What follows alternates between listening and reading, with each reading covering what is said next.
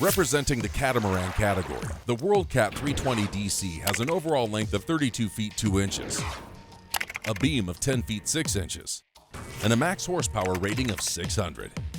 Built for offshore excursions with the family, she has a draft of 16 inches, a dry weight of approximately 12,500 pounds, and a fuel capacity of 279 gallons. Now, let's hear more from our hosts, Dave East and Rick Riles. Okay, this is the WorldCat 320 DC. Here's what I like about a dual console layout. You're never out of the action. The big sport fish that you run, you're up in the fly bridge, you're driving, you're navigating, you're worrying about where the boat is. With a dual console, there's really no barrier anymore. You can be in the front of the boat, someone hooks a fish here in the back, or something's going on in the back, you're still part of that conversation. And think too about what it does for your comfort. Whoever sits across from the helm on this boat has their own area. They can put their tackle there, they can put their purse there if it's your wife riding with you. That's her space, unlike anything you can do with a center console. All right, you know what? Let's look at some of the features that really separate this boat from a center console. Let's start here at the transom, because really this is where it shines. The engines are a lot further apart on a catamaran than they are on a V-hull.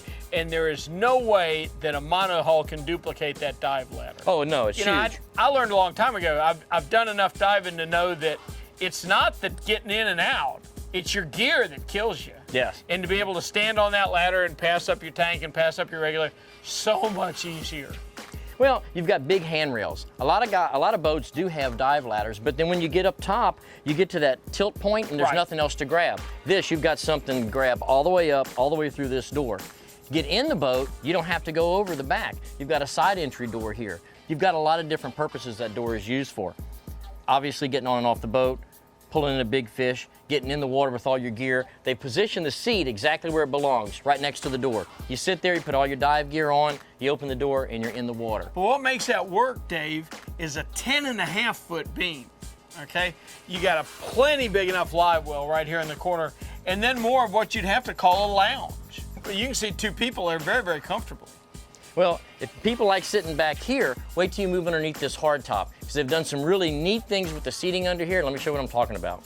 Well, I'm going to coin a phrase here. You know what? I'm going to call this cafe seating, because you oppose the backrest, there's a table that sits here. Now it becomes a booth, just like you're in a cafe. Okay, well, let me tell you what I love about it. It can sit here and have your little cafe seat in if you want to. When we get the baits in the water, this puppy's coming forward. We're going to sit right here and keep an eye on our baits. We had said earlier that this would be a great boat to do a weekend cruise on, or even take it to the Bahamas and spend a lot of time. They made provisions for that. You've got a built-in grill, you've got a sink, you have storage here, you have a stainless steel slide-out fridge right there. Everything you would need, all the conveniences are home or right here, but they're near the cockpit. Now, let's talk a little bit about the ergonomics of the boat.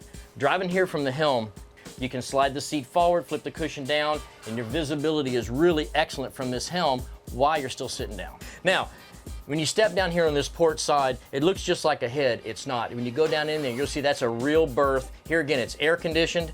First of all, you're going to notice you've got a huge door to get down there. You're not going to be hitting your head on anything. If it's a little rocky, you can still make it down there. You've got double steps leading down. You've got a teak sole, and you even have a flat screen TV.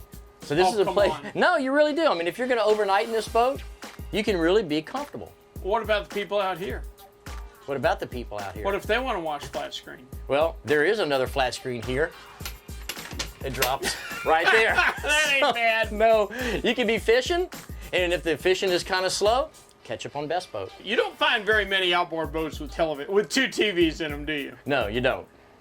Another thing about the windshield you talked about earlier, if we were running in some really, really rough weather and you close this all in, there's another door that closes. You're completely closed in here. You could run this boat in a pouring down rainstorm, you get caught in a squall or something like that, or maybe you're up north and you use a boat in the wintertime. This is a boat that you can do it in comfort, so I would think comfort's probably going to be the main word.